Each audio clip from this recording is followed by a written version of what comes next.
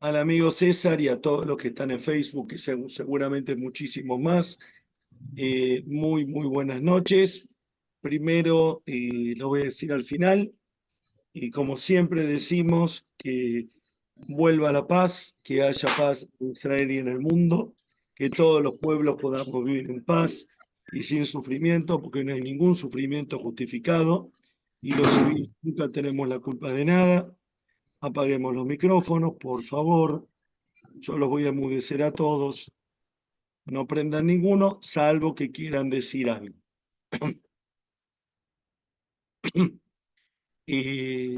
La paz en Israel, que vuelvan inmediatamente todos los secuestrados, que la paz se establezca entre personas que quieren hacer la paz y reconocerse entre sí.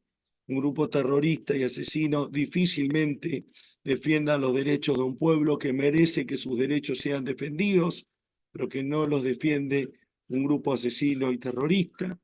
Pero sí hay que firmar la paz. Y una paz definitiva, la paz se firma con el enemigo y no con el amigo. Nunca.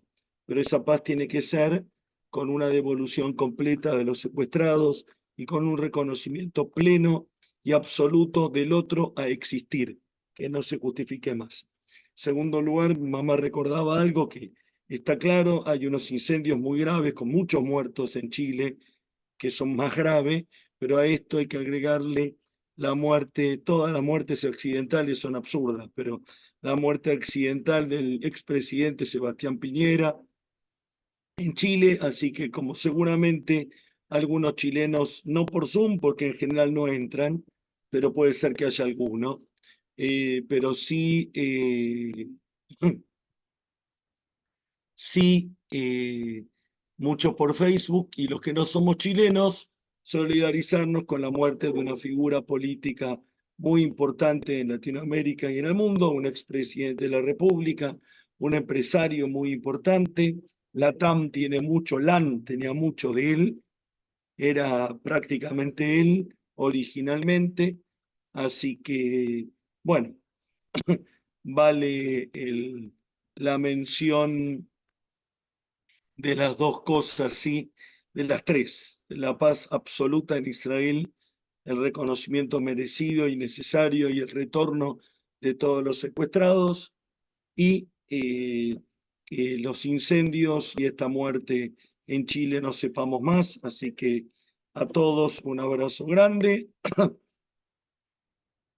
Bueno, a Salomón, que creo que sé quién sos, Salomón de Cali, es la primera vez si sos quien creo, un gustazo después de mucho tiempo. Miriam, a Iris, bueno, a los que están entrando ahora, Ledu Bersaski, Adelmo, Rubén Arenas, que nos saluden. Bien, la clase de hoy, que se transmite por Facebook, como todas las clases de IEDA, no los rezos, pero sí las clases de IEDA, que se transmiten directo por Facebook y que queda grabado en el Facebook de Sabiduría Judía, si lo quieren ver. Mi papá, por ejemplo, uno puede estar tirado en la cama y mirándolo, como está César Lachner haciéndolo ahora también, entre otros. Y hoy el tema es los 10 mandamientos. Quiero decir que cuando pensé el tema o pensamos el tema, que a veces le pregunto a Paola o pido que alguno me dé una idea, Paola me dijo los 10 mandamientos y yo puse los 10 mandamientos en esta fecha porque quería hablar de otros temas antes, sin prestar atención que la parashá de la semana pasada, la porción de la Torá de la semana pasada, en la que terminamos este Shabbat. Cada semana los judíos leemos una porción de la Torá, ¿sí? Y esa porción de la Torá es continua, una atrás de la otra, y tienen un nombre. El nombre de esa parashá es Yitro. Y la parashá Yitro, que es el nombre de la porción de la parashá que se leyó toda la semana anterior y que terminamos de leerla el sábado, que recibieron el mensaje que yo transmití en nombre de Sabiduría Judía con Politró, y aparece los 10 mandamientos. Y aparece un mensaje que yo transmití sobre la importancia de los 10 mandamientos, pero para entender la importancia de qué son, de dónde vienen, qué dicen, por qué no figuran algunas cosas y algunas preguntas que son muy amplias, que una parte vamos a responder en 45 minutos y otras no. Primero hacer una aclaración que me parece muy, muy importante. Cuando yo hablo de los 10 mandamientos, hablo del libro de Éxodo, el capítulo 20. La Torá tiene 5 libros: Génesis, Éxodo, Levítico, Números y Deuteronomio, Bereshit, Shmot, Baikra, Bemidbar y Devarim. En el libro de Shmot, en el segundo libro de la Torá, aparece en el capítulo 20 el episodio del Ar Sinai, el monte Sinai, la gran revelación de Dios al pueblo judío. Probablemente, ¿por qué la gran revelación? Empiezo al revés. Porque en la historia del pueblo judío, del pueblo hebreo, Dios se le revela de alguna forma a Adán y Jabá cuando le aparece en el Gan Eden y le dice en el Edén, y le dice a Adán: ¿por qué comiste el fruto prohibido? Y yo te dije que de ese no, que es el fruto del saber, el fruto del bien y el mal, no del saber. Y lo vio desnudos. Después Dios le habla a Noé, Dios le habla a Abraham, Dios le habla a más de una persona, a Isaac, a Jacob. Dios habla en Egipto, Dios habla en muchos momentos. Sin embargo, generalmente Dios habla con Rebeca, con Víctor, con Iris o conmigo. Nunca habla con todos. La aparición colectiva, monumental, con luces y sonidos, con un show de luces y sonidos inigualable, con descripciones y tiempos muy particulares, la única vez que ocurre en la tradición judía y que yo sepa, en las tradiciones monoteístas mayoritarias o las que yo conozco, donde a Dios se le presentan toda una masa de gente y no a Eduardo o a Salomón en particular, es en el monte Sinaí. ¿Qué ocurre en el monte Sinaí? Dios se le aparece al pueblo y empieza un revuelo de luz y sonido, de antes y después, de falta de tiempos, donde dentro de todo eso Dios entrega una cantidad de leyes mucho más importante que lo que vamos a leer ahora y lo que la tradición judía determina los 10 mandamientos. ¿Cuáles son esos 10? Si son 10, ¿dónde están los 10? ¿Cuáles son? Lo vamos a seguir viendo. Lo vamos a seguir viendo en la clase o en otra clase, clase 2, sobre los 10 mandamientos. Lo previo a los 10 mandamientos es que Moisés, que saca al pueblo hebreo de Egipto, Dios lo saca dirigido por Moisés, cruzan el mar de los juncos, cantan una canción agradeciéndole a Dios que hundió a todos los jinetes egipcios y a ellos los salvó, que empieza a caer la maná, que los guía una columna de fuego y una columna de nube, de día o de noche. En la mitad de todo eso, a los pocos días de haber salido, de acuerdo a la tradición judía, a los 50 días de haber salido, pero eso es un número que el Talmud establece, pero sin discutir si son 50, son pocos días de haber salido, Moisés se encuentra con su suegro. ¿Quién es su suegro? Yitro, o Jetro, o Jetro, o Yitro, como cada uno quiera. En hebreo es Yitro. Yitro es el papá de Tzipora, la esposa de Moshe, el suegro, el abuelo de los hijos de Moshe, el suegro. ¿Y quién es este señor? Un sacerdote de Midian. Midian, un pueblo, un pueblo. Él es un sacerdote de Midian, un padre de familia, un padre de clan, una autoridad, y él se quedó con Tzipora y con sus nietos. Cuando Moisés sale de Egipto, este hombre escucha que salieron de Egipto y sale a la búsqueda con su señora, con sus hijas y sus nietos, probablemente, la Torá no lo deja muy claro, al encuentro del pueblo hebreo que está en el desierto saliendo de Egipto. Salir de Egipto Dos cosas implican la salida del pueblo judío de Egipto. Egipto era la potencia de esa época, o al menos una de las dos o tres potencias de la época. Que un grupo de muchachos esclavos se liberen contra una potencia era noticia. Y yo pregunto a los argentinos, a los peruanos no creo que tanto, los venezolanos no creo que tanto, los colombianos no creo que tanto, porque uno siempre se cree el ombligo del mundo. ¿Cuál es la noticia de hoy en la Argentina? Hay dos. Que se está discutiendo una ley ómnibus muy discutible y muy difícil de analizar, muy larga y muy compleja, que algunos estamos muy de acuerdo y otros no tanto, y que Milei fue al cótel y lloró y se emocionó y dijo que está a favor de Israel y dijo que va a mudar la embajada a Jerusalén y dijo que va a declarar a Hamas organización terrorista. ¿Por qué digo esto? No para analizar lo que el presidente de la República Argentina hizo o dijo que todavía no hizo. Dijo. Del dicho al hecho hay mucho trecho y complejo. No estoy analizando lo que va a hacer o dejar de hacer el señor presidente de la República, Javier Milei. Estoy diciendo que hay noticias que para los argentinos son rimbombantes y para otros no. De Estados Unidos les importa un bledo a la ley ómnibus y que Milei esté en Israel. A los argentinos y a los judíos nos importan las dos cosas.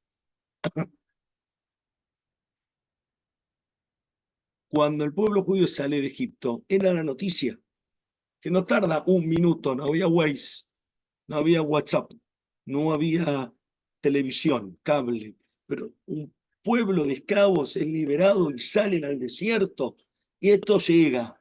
Tardaron unas semanas y el suegro sale a la búsqueda de su yerno, fundamentalmente con sus nietos y con su hija.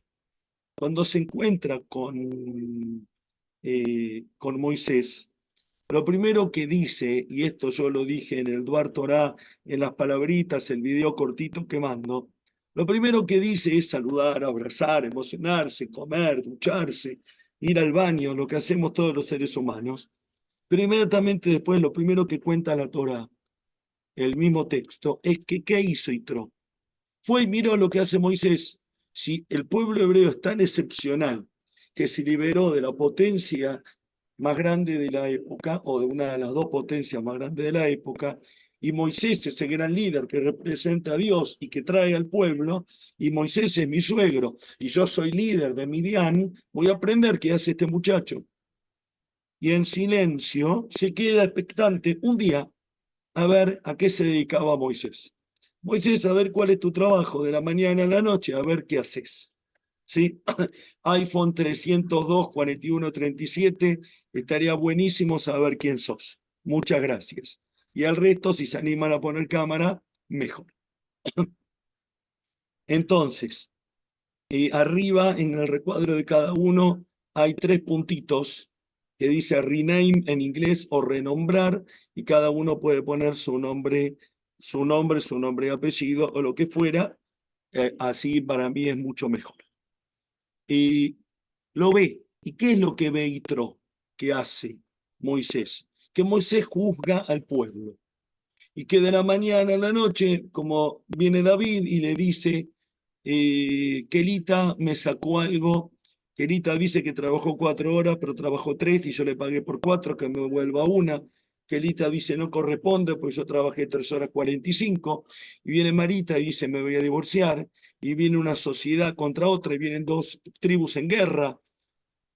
Todo lo que pasaba en Israel iban a verlo a Moisés y Moisés tenía que solucionar. Era el juez. Yitro le dice algo genial. A la noche, Yitro le dice, no está bien lo que estás haciendo, Moisés, porque lo que estás haciendo es ocuparte vos de todo, y vos te tenés que ocupar de lo importante, o vos tenés que ocuparte de no de lo importante, de lo que otros no se pueden ocupar. Vos tenés que delegar funciones. Y el concepto de delegación de funciones, valga la ley ómnibus, valga mi ley, valga la democracia en Venezuela, la no democracia, la poca democracia, la mucha democracia o la aparente democracia de cualquier país del mundo, porque si estuviera acá Roberto Salama diría que en Estados Unidos es parecido. Todos creemos que es mucho mejor, pero él diría que es bastante parecido en muchas cosas, y tal vez tenga razón. Hay una delegación de funciones, separación de poderes y delegación de funciones. Entonces, el rol del presidente de Venezuela no es juzgar, y el rol del presidente de Argentina no es legislar, si bien hay facultades legislativas que tiene el presidente como un decreto nacional, decreto de necesidad y urgencia. Hay un poder legislativo, un poder ejecutivo y un poder judicial. Los jueces juzgan, el poder ejecutivo ejecuta y el poder legislativo legisla. Claramente todos sabemos que hay un balance y que el legislativo también es judicial y también es ejecutivo, que el ejecutivo es también judicial y también legislativo, pero hay una preeminencia del poder ejecutivo en estos sistemas y hay una preeminencia del nombre de la función que se cumple. ¿Qué detecta Alfirio Perafán? Espectacular, gracias, gracias Alfirio. Pero si podés cambiar el nombre, bienvenido. ¿Qué es lo que ocurre acá? Moisés no podía con todo, entonces Yitro le dice, ocupate de lo que podés, que lo que no podés, me ocupo yo, ¿sí? De lo que no podés, nos ocupamos los demás. Distribuye el poder. Cuando Moisés delega sobre jueces de 100, de 20, de 50 y de 10, es decir, cuanto menor el monto o menos importante el caso, no hace falta un juez tan importante. No hace falta, para otras cosas sí. Por eso hay jueces de primera, apelación, jueces en lo penal, jueces en lo civil y comercial, cortes supremas provinciales, cortes supremas nacionales, y hay juzgados internacionales como por ejemplo la Corte de la Haya. Hay diferentes instancias judiciales y diferentes competencias judiciales. Lo primero que quiero decir es que, como lo dije en el video cortito, Moisés escucha a un ser humano más viejo que él. La mayoría de los que somos jóvenes no escuchamos a los más viejos. Total, los más viejos dicen pavadas. Estoy diciendo una verdad. Moisés lo sabe escuchar. Moisés escucha a su suegro. ¿Qué significa escuchar al suegro? Que el esposo, generalmente más allá de los chistes, dice, ¿qué me puede enseñar este hombre que es midianita? No es judío, es sacerdote, es el padre de mi mujer, es viejo, viene de afuera, no conoce al pueblo de Israel, no conoce a Adonai, al Dios de los judíos. ¿Qué viene a hablar este tipo? Sin embargo, Moisés escucha y escucha en serio. Y dice, yo así no aguanto 2 días seguidos y el pueblo no puede funcionar así 2 días seguidos. Tenemos que delegar funciones, dividir poderes, competencias y capacidades e instancias. Inmediatamente Moisés, que sabe escuchar, hace eso. Una vez que Moisés hace eso, divide poderes y divide instancias, Dios le dice, ahora te doy los 10 mandamientos. Aparece la gran revelación de Dios a todo el pueblo de Israel, donde no voy a hablar tanto de los 10 mandamientos, de lo cual hay para hablar clases enteras y voy a hablar en otras, sino esto que me parece fundamental. Cuando Moisés divide el poder, cuando Moisés delega funciones, instancias, en ese momento Dios se revela, porque el valor de la ley y la división de instancias y no creerse, hace unos años, lamentablemente, en este país hermano del cual fallece un expresidente, Chile, hubo un dictador, como lo hubo y lo hay en Venezuela, como lo hubo en la Argentina, como lo hubo en Bolivia, en Colombia, lamentablemente en Latinoamérica, Perú, sabemos de golpes de Estado y de dictaduras, un señor que dijo que lo de él no era dictadura, era dicta blanda. Gracias a Dios fallecido, este asesino. Entonces, este muchacho que falleció, este expresidente de la República de Chile, querido por medio Chile y odiado por la otra mitad de Chile, este señor, y yo en ese momento pregunté, yo era muy chico, porque Pinochet estuvo en el gobierno muchísimos años, ¿No puede ser un dictador bueno? Y la respuesta que escuché en mi familia es que las ideas pueden ser buenas, el origen puede ser bueno, pero nunca nadie que acumula todo el poder lo ejerce bien. No existe alguien que no tenga contralor que pueda ser bueno. No hay dicta buena, son todas dicta malas. No hay dicta blanda, son todas dictaduras. Algunas duran más, algunas duran menos, algunas establecen una economía más sustentable, otras no. Algunas son más cruentas, algunas un poco menos, pero ninguna es buena. Porque lo que establece que el poder sea bueno es el cumplimiento de la ley. Y para cumplir la ley tengo que delegar. Para cumplir la ley tengo que tener instancias y competencias diferentes. Una vez que Yitro hace esto, dice esto, y Moshe lo aplica, Dios se le aparece al pueblo hebreo en general y aparece todo un fenómeno complejo de entender, donde Dios sube, baja, llama a Moisés, lo llama que esté arriba cuando ya estaba arriba, le dice que baje cuando está abajo, los verbos se confunden. En un momento en el Mahamad al-Sinai, en el evento del Sinaí, aparece un texto que probablemente sea una confusión de la Torá, pero dice que el pueblo veía en los relámpagos, oían los relámpagos y veían los truenos y oían los relámpagos, al revés de cómo debe ocurrir. Exactamente qué pasó, si pasó, cómo pasó. Yo puedo quedarme con la descripción de la Torá, es decir, esto es lo que pasó. Primero tengo malas noticias para ustedes. Y yo creo que voy a leer la Torá y voy a entender exactamente lo que pasó, es porque nunca leí la Torá. La Torá deja muchos huecos y deja muchas posibilidades de interpretación diferentes. Vuelvo a decir, Moisés llama a Dios cuando Dios llama a Moisés cuando Moisés ya está, le dice subí cuando ya estaba arriba, bajá cuando está abajo. En todo esto hay un desorden espacio-temporal, de espacio y de tiempo, que se da en algunos momentos de la vida.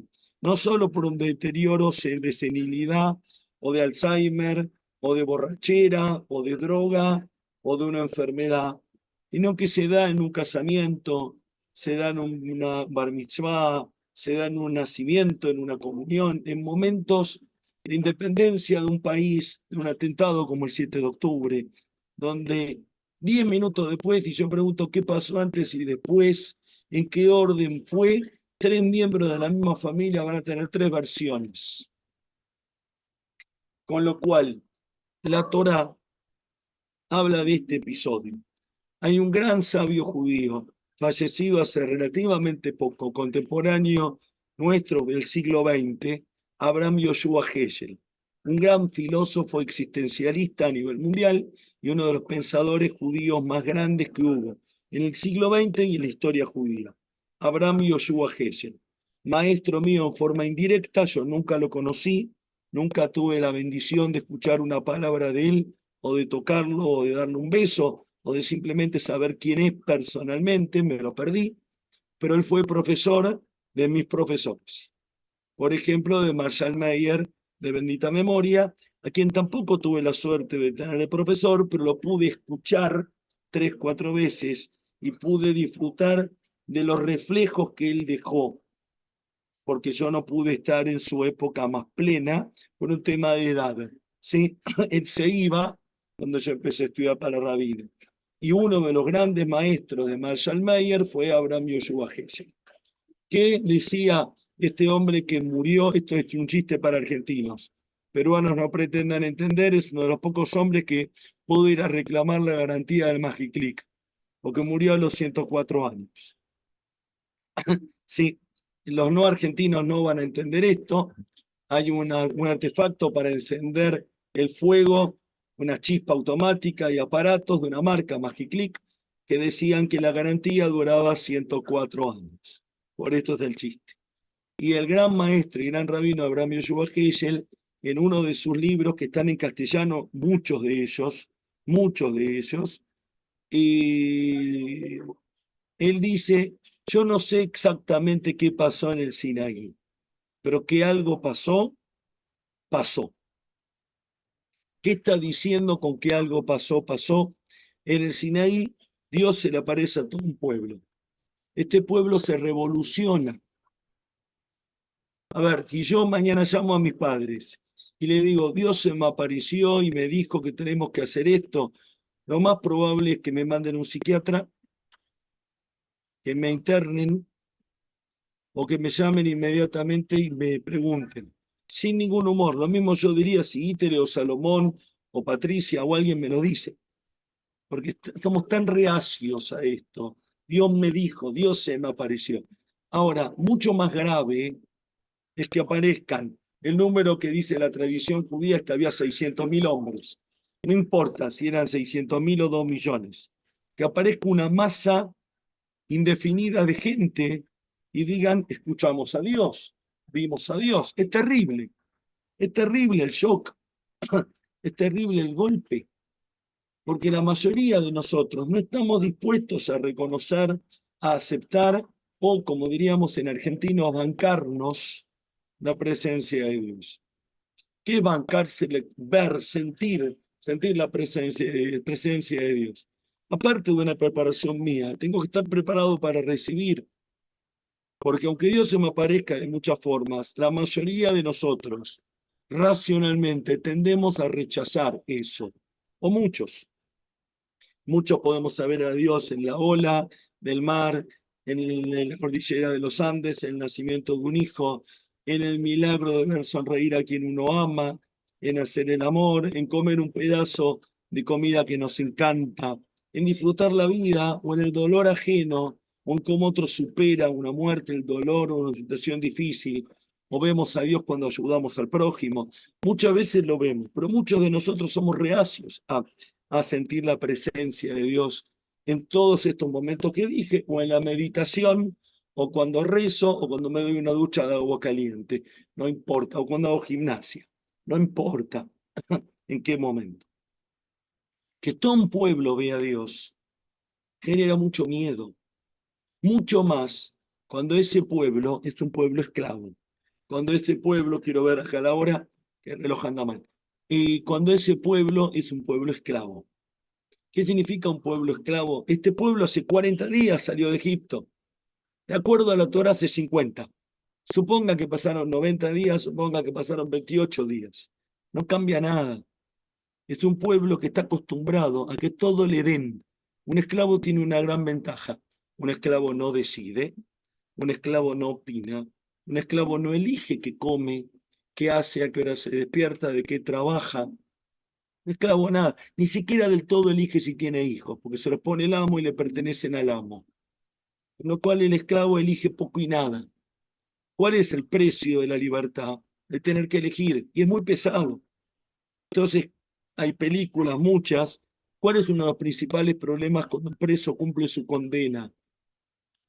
¿Cómo se Primero, afuera no es bien recibido porque sigue siendo culpable del delito que cometió. Y en su cabeza no sabe trabajar para conseguir un pedazo de pan, que estuvo preso. No sabe elegir si se baña o no se baña, porque se bañaba a la hora que le daban el sistema carcelario. No sabe elegir si juega al fútbol o no, porque al patio sale cuando lo dejan el sistema penitenciario de cada país. El pueblo de Israel sale de Egipto, pero como decimos en cada ceder de Pesas, cada cena que tiene que ver con las Pascuas judías, Egipto no salió de los judíos. Los hebreos salimos de Egipto, pero Egipto no salió de los hebreos y me temo que no salió de la mayoría de nosotros. Es una lucha diaria. Este mismo pueblo se le aparece Dios y le dice, ¿sabes qué? Ahora vas a escucharme. Y todos escuchan la palabra de Dios, y hay fuego, y hay humo, y hay un gran shofar, un gran trueno que suena como una corneta que aturde y vuelve loco. No por el ruido, sino porque si nosotros somos sordos, imagínense un esclavo. El ruido lo destruye, la luz lo apabulla. Esta gente, lo primero que hacen cuando Dios empieza a hablar, van corriendo y le dicen, Moshe, Moshe, pará, no nos queremos morir. Concepto que, si se quiere, hoy es totalmente occidental. Cuando una persona está muy enferma y no hay más lo que hacer, anda a hablar al cura, anda a ver al rabino o al rabino en el hospital que me venga a ver. Como si no hubiera habido nada que hacer antes. Antes había haber muchísimo que hacer. Por supuesto que la quimioterapia la aplican gente que se ocupa del sistema de salud. Y por supuesto que el oncólogo es alguien que estudió medicina. Pero uno no pasa un cáncer recibiendo quimioterapia y rayos. Uno pasa un cáncer abrazado a amigos, yendo a un psicólogo, teniendo amor, teniendo a alguien con quien hablar, sintiendo la presencia de Dios y con quimioterapia y con radiación. Si es que hiciera falta esto. No es entonces el rol de Dios o el rol de lo espiritual, para ser más práctico, porque yo que sé que es Dios, el rol de lo espiritual está vinculado directamente y absolutamente con algo esencial en la vida, cotidiano en la vida, tan importante como comer, tomar, ir al médico, ir de cuerpo, es fundamental lo que llamamos espiritualidad en un sentido amplio y complejo. Pero este pueblo de repente tiene, es como después de estar mucho tiempo en la oscuridad, si alguien prende una luz violenta, enceguece. Y lo que hacemos es hacer esto, rechazamos la luz. Este pueblo rechaza esto y lo primero que dice a Dios es, pará, no estamos muertos, porque parece ser que solo los muertos vemos, hablamos, tenemos vínculo con la espiritualidad, con Dios, o como lo querramos llamar, Adonai, Jesús, Mahoma, Buda, como cada uno elija, pueda, le salga, fue educado por la tradición indique. Gran arquitecto del universo, como cada uno le salga, quiera o elija.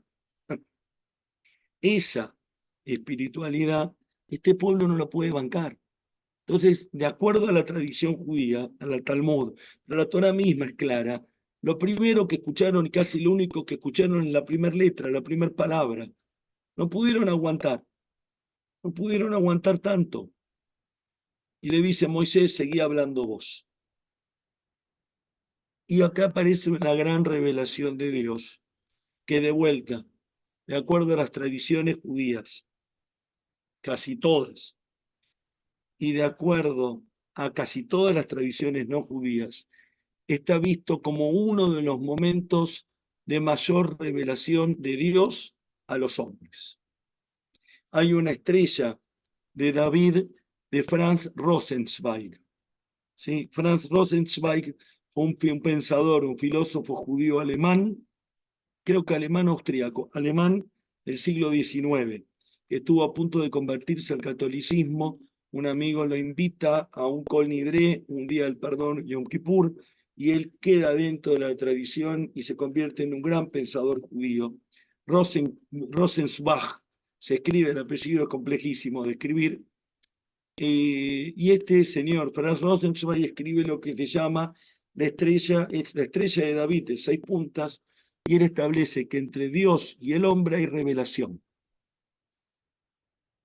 Entre Dios, y pone en esa estrella, en uno, el hombre, Dios y el mundo, y en el otro, revelación, redención y algo más.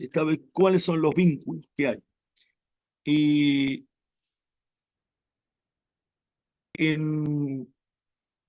hay una revelación. De acuerdo a algunos pensadores judíos, algunos que llamamos teólogos, el término no me gusta, ni teología judía ni teólogo, porque los judíos no hablamos de Dios o sobre Dios. Sí hablamos de el vínculo entre Dios, del cual no hablamos, y los hombres. Pero los teólogos judíos, los pensadores judíos, ¿de qué tema? Uno de los puntos de discrepancia es si hubo una gran revelación, si hubo una única revelación, y la mayoría creemos, muchos creemos, que hubo una inmensa revelación de tamaño y calidad absolutamente desigual a cualquier otra, pero que después en la tradición judía y en la historia judía hubo miles, millones de otras revelaciones, y que Kelita, Rile y yo, Juan o Adelmo, o Gustavo, tenemos nuestra propia revelación y tenemos pequeños momentos de esta revelación, que no son la gran revelación a un pueblo, sino momentos que se van dando. Y esto es el Mahamad Ar Sinai, el hecho del Sinaí. Hay un párrafo que yo ya leí más de una vez, que vamos a volver a estudiar, que es genial, de por qué el pueblo aceptó esto. Primero, yo no acepté nacer, yo nací. Yo no acepté que me circunciden, a mí me circuncidaron. Yo no acepté enfermarme a la semana de vida, yo me enfermé. Yo no acepté tener a Roberto y Rebeca de padres y Alejandro de hermano. Es lo que me tocó.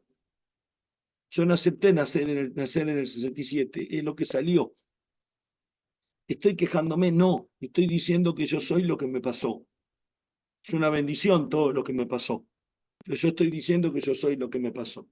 Primera explicación, el pueblo es lo que le pasó. Dios se le apareció, salieron a Egipto. Ya vimos que Dios, el pueblo no sale de Egipto todos, sino que los que salen de Egipto son aquellos que tuvieron la valentía de tomar un cabrito, tenerlo una semana, sacrificar el cabrito y pintar con sangre la puerta para mostrar al vecino que le habían robado el cabrito. Ya de esto hablamos muchas veces, o sea que no salen todos los hebreos, sino que salen todos los que se animaron a dejar de ser esclavos. Algo hacemos en la vida, pero no elegimos muchas veces. El pueblo le pasó, pero el pueblo, por otra parte, ¿cuándo le pasa? Cuando sale de Egipto al desierto y cuando ya no puede volver atrás. Es un momento de indefensión, es un momento de pasaje. Y Dios se le aparece y le dice, yo soy tu Dios, el que te saqué de Egipto. Empiezan todos los mandamientos. Voy 2 minutos más y la semana que viene o la otra volvemos con el tema de los mandamientos, porque si no, no voy a llegar a ninguno. Y se le aparece. No lo voy a leer, sí voy a explicar algo que es muy interesante. Para aquellos que me escuchan del mundo cristiano y piden y preguntan en su clase de catequesis o en el catecismo último, o la última renovación que hubo del catecismo de la Iglesia Católica, ¿cuáles son los 10 mandamientos? Van a aparecer unos 10 mandamientos, que son tremendamente parecidos a los 10 mandamientos que los judíos decimos que tenemos. Ahora, existen unos 10 mandamientos y no los vamos a leer hoy. ¿Existen unos 10 mandamientos únicos? La respuesta es no. Acá, cuando Dios se le aparece en el Sinaí, aparece una revelación que en la Torá son como 14 capítulos. ¿En qué momento terminan los mandamientos? ¿Cuál es uno de los mandamientos y cuál no? Hay un acuerdo sobre los 10 que vamos a leer. Pero, primero explico, estos 10 mandamientos que Dios le dice al pueblo de Israel y que de acuerdo a la tradición judía son estos limitados en estos versículos, Moisés se lo repite a los hijos de estos en el libro de Deuteronomio antes de 40 años, 39 años después, o 40 años después casi, cuando los hijos de los que lo escucharon están por entrar a la tierra de Israel, a la tierra de Canaán, para heredarla. Cuando Moisés le repite los 10 mandamientos o les dice los 10 mandamientos a los hijos de estos que lo están escuchando aquí, no le dice lo mismo, le dice algo parecido, pero no lo mismo. Con lo cual, cuando yo pregunto cuáles son los 10 mandamientos, es válido que alguno me diga los de Éxodo o los de Deuteronomio. Y alguno me dice, pero ¿son muy diferentes? Sí, son diferentes. Tal vez poco diferentes, pero diferentes y en algunas cosas sustancialmente diferentes. Por ejemplo, ¿por qué tengo que respetar Shabbat? ¿Por qué hay que respetar el sábado y descansar? En uno porque Dios creó al mundo y en otro porque fui esclavo. ¿Son complementarios? Sí, pues son dos causas diferentes. ¿Por qué tengo que respetar al padre y la madre? Y diferentes términos que cambian en las dos versiones de los 10 mandamientos. Alguien va a decir, con mucha razón, aquí Dios las dijo. Y en Deuteronomio, Moisés le transmite a los hijos de estos lo que él quiere transmitirles que es relevante para esa generación. Puede ser verdad, pero lo que yo voy a decir es que siempre es interpretación. Lo que el pueblo escuchó en Éxodo es lo que el pueblo escuchó. Y lo que el pueblo escucha en Deuteronomio, los hijos de ellos, es lo que ellos escucharon. Y yo termino esta clase y pregunto algo, va a haber discrepancias porque alguno de ustedes entendió algo diferente de lo que yo dije. Seguramente alguno entendió mal, seguramente alguno no prestó atención, pero mucho más profundo que eso. Si todos prestaron atención, cada uno lo escuchó con el filtro propio, cada uno escuchó otra historia, porque cada uno lo escucha desde sus filtros, desde su saber, desde su conciencia, desde su educación, de lo que cada uno es. No, otra vez, no estoy hablando, me voy a castigar a Íter a propósito. No estoy hablando porque Íter no escuchó, se fue, no, estoy hablando que no lo hizo, porque presta atención, y lo digo con humor, y con amor. Estoy hablando dos que prestan atención, que escuchan como en la enorme mayoría de todos ustedes en mis clases. Y yo les hago una pregunta, y seguramente cada uno entendió otra cosa. Estos 10 mandamientos que en la Torah aparecen al menos 2 veces, para el cristianismo son otros. ¿Por qué? Porque el cristianismo no cuida el Shabbat, cuida el domingo. Entonces, no profanarás el Shabbat. Es traducido en la catequesis como no, como cuidarás las festividades. ¿Está mal? No. Es como se interpreta los 10 mandamientos. Y estos 10 mandamientos que son muy amplios, Un poco de casualidad, la semana pasada yo hablé de los 7 preceptos de Noaj, los hijos de Noaj, los noágides. De acuerdo a la tradición judía, la humanidad no tiene que cumplir los 10 mandamientos. De acuerdo al Talmud, la humanidad tiene que cumplir los 7 preceptos de Noé. Sin embargo, por algún motivo, judío cristiano, chino, de los monumentos, de los tribunales, del edificio principal de tribunales en Argentina, en la ciudad que tiene las 2 tablas de la ley, del dólar, que creo que en un lugar también tiene las tablas de la ley, el concepto de las tablas de la ley, que ahí estaban teóricamente escritos los 10 mandamientos, que de vuelta vamos a hablar la vez que viene, de por qué se rompen, de un concepto muy lindo de qué había en el arca, con el pueblo judío iba en el desierto, qué había dentro del arca, y qué había en el templo adentro del Aarón, del placar. No había una Torá, qué es lo que había. Y esos 10 mandamientos se convierten en el pilar del valor de la ley en Occidente. No en todo el mundo, no nos creamos el ombligo del mundo. Para los hindúes, los chinos y los kazajistaníes, yo no sé cuán relevante es Moisés, el Sinaí y los 10 mandamientos. Sin duda que es muy relevante, pero tienen sus propias culturas, sus propios libros milenarios, sus propios saberes y entenderes, sus propias creencias, que son tan válidas, tan complejas y tan ridículas para nosotros como las nuestras para ellos. Y tan válidas. Pero más allá de esto, Moisés, el Sinaí, los 10 mandamientos, las tablas, representan de alguna forma el comienzo del cumplimiento de la ley en el mundo. Y son el símbolo del respeto a la ley. Ya no importa tanto, y de hecho la mayoría, si yo le pregunto en el mundo judío y en el mundo cristiano, ¿cuáles son los 10 mandamientos con dificultad? Me van a decir 4. ¿Sí? Y enumerarlos en orden con dificultad me lo van a decir un 10%. Y está mal, porque es parte de nuestra cultura y tradición. Hablo judío-cristiana, cristiano-judía, que es otro tema el término ese. Y de alguna forma se convirtió en el valor de la ley. ¿Sí? Y lo interesante, y con esto cierro, porque ya son 9:20, Y cuando Moisés baja, y de esto voy a hablar, creo la semana que viene, tengo que ver que ya había armado un tema y si no, seguimos la segunda parte.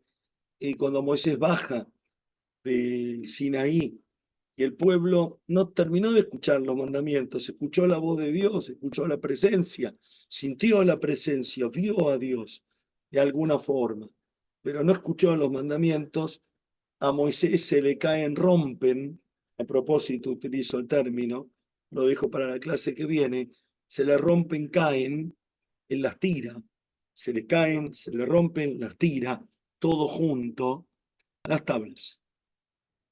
Y el concepto del cumplimiento de la ley empieza en el incumplimiento. Después vuelve a subir y vuelve a bajar con otras tablas que ya quedan enteras. Pero de acuerdo a la tradición, y en eso seguimos la vez que viene, o el martes que viene, o el otro, pero la tradición judía enseña que en el arca de la alianza, el famoso arca de la alianza de la película esta famosísima con Harrison Ford, Los Cazadores del Arca Perdida, la original, en el arca de la alianza lo que hubo eran las tablas rotas con las tablas enteras. Rotas porque se le cayeron, rotas porque la rompió, rotas por lo que fuera, estaban las dos juntas, como símbolo del valor de la ley. ¿Sí? Entonces, nuevamente terminar con lo que Hegel había dicho, no sé exactamente qué pasó en el Sinaí, pero que algo pasó. Y que la humanidad y el concepto de ley cambió radicalmente, al menos para gran parte del mundo, sino para todo, después del Sinaí, cambió. Todos los hombres cumplimos la ley, un cuerno. No la cumplimos. La mayoría de nosotros muchas veces incumplimos la ley, incumplimos contratos, verbales o escritos.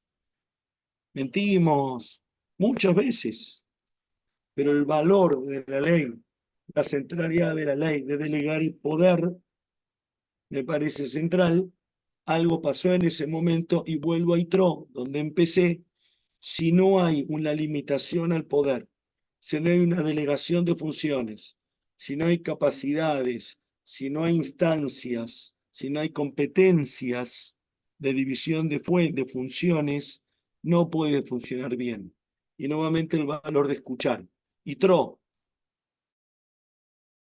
medianita, es gracias al cual el pueblo judío y la humanidad recibe el concepto de ley. ¿Sí? El valor de cumplir la ley. Sea cual sea, que no está claro dónde empiezan y dónde terminan y cuáles son los 10 mandamientos, pero sobre eso hablamos la vez que viene. ¿Sí? Y esperen que quiero ver quiénes estamos en Facebook. Bueno, ahora que quiero entrar no voy a poder. Quería saludarlo, Rabino. Mi nombre es Salomón de Cali. Sí, Salomón, te saludé antes y te saludé, te dije si sos quien pensás ser, quien pienso que eras, sí señor, un gustazo El gusto es para mí, reencontrarte Rabino. y Dios quiera que nos podamos ver en Cali, que estamos hablando a ver si puedo viajar al menos periódicamente o esporádicamente a Cali, ojalá que se dé así, esté hablando con la comunidad. A todos agradecerles muchísimo, Salomón, bienvenidísimo. Bueno, Rubén, acá el amigo que no pudo colocar su nombre, a todos, a los que están en Facebook también, y a César, a Nomi, que insiste en no entrar, y bueno, a todos un abrazo muy grande, y a los que no veo también el martes, dos cosas. Primero, difundan esto a judíos y no judíos, siempre lo repito. La clase de los martes es gratuita y es abierta tanto por Zoom como por Facebook y quedan grabados en el Facebook todas las clases, igual que las tefilotes Shaharit, los rezos de Shaharit de Shabbat los sábados a la mañana para los que quieren entrar, son gratuitos y abiertos y este proyecto se sustenta con los que quieran y puedan suscribirse a la página, que lo hacen por medio de la página mandándome un WhatsApp a mí en forma personal. A todos un abrazo enorme y nos vemos, si Dios quiere, este sábado a la mañana, que no sé por qué medio transmitiremos, pero lo aviso el jueves a más tardar. Abrazo a todos y gracias por estar. Chao, Fabián, un abrazo. Un abrazo a todos. Seguí Muchas gracias. divirtiéndote. Gracias.